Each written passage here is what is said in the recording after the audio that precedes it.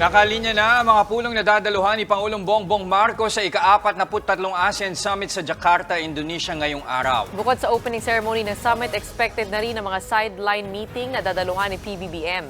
Numero 1 sa agenda ng Pangulo ang bilateral meeting kasamang ilang Indonesian strategic partners. Isusulong din ng Pangulo ang pagkakaroon ng iisang posisyon ng ASEAN kontra sa patuloy na panghaharas ng China sa South China Sea. Malabo naman daw na mabisita pa ng Pangulo ang Filipino community sa Indonesia. May mga nakalinya pa kasi siyang meeting sa ibang mga leader bago umuwi sa Huwebes.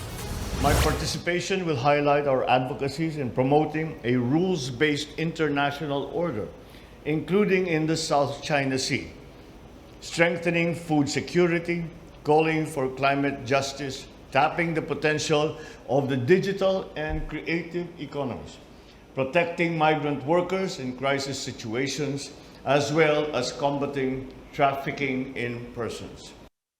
Mga kapatid, Jess De Los Santos po, huwag magpahuli sa mga umaaksyong balita at napapanahong issue sa bansa. Para sa mas malawak na balitaan, mag-subscribe at mag-follow sa social media pages ng News 5.